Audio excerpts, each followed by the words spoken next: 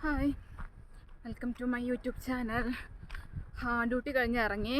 ഇന്നിപ്പം December 31, അതായത് നാളെ ന്യൂ ഇയർ ആണ്. ഇന്ന് 12 മണിക്ക് ശേഷം ന്യൂ ഇയർ ആണ്.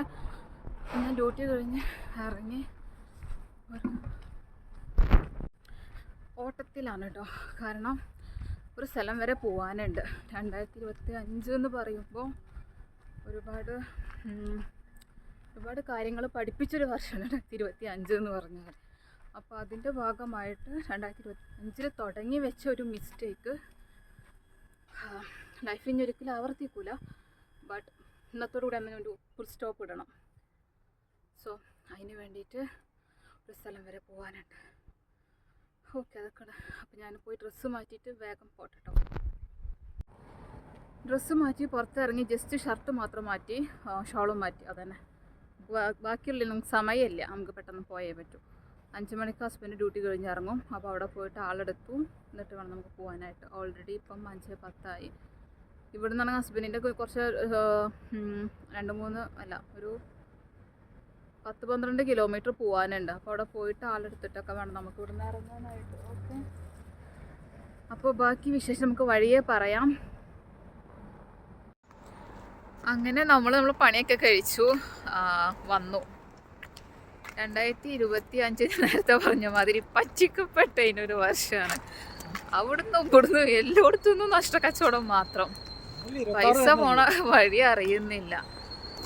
എന്തായാലും ഓരോ അനുഭവങ്ങൾ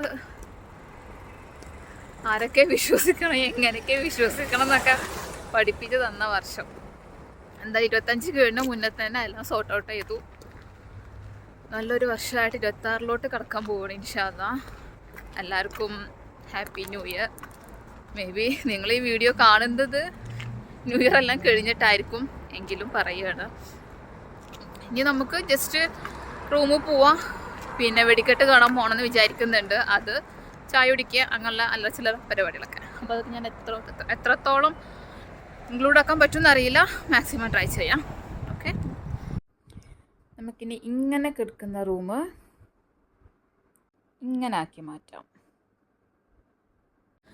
ഗൈസിന് ഏതാനും മിനിറ്റുകൾ മാത്രമേ ഉള്ളൂ ന്യൂ ഇയർ ആവാൻ. ഞങ്ങളിവിടെ ബീച്ചിലോട്ട് പോയിക്കൊണ്ടിരിക്കുകയാണ് കേട്ടോ.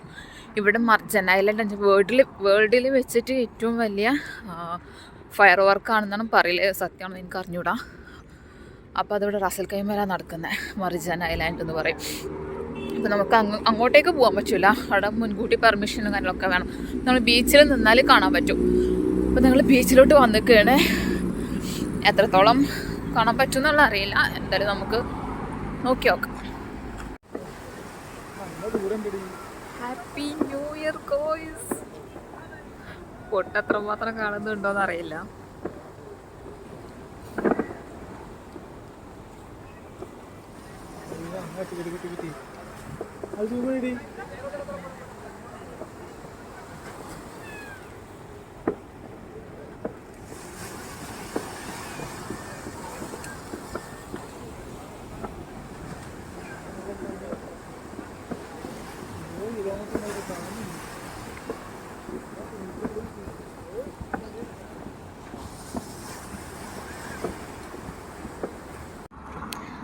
എല്ലാവർക്കും ഹാപ്പി ന്യൂ ഇയർ.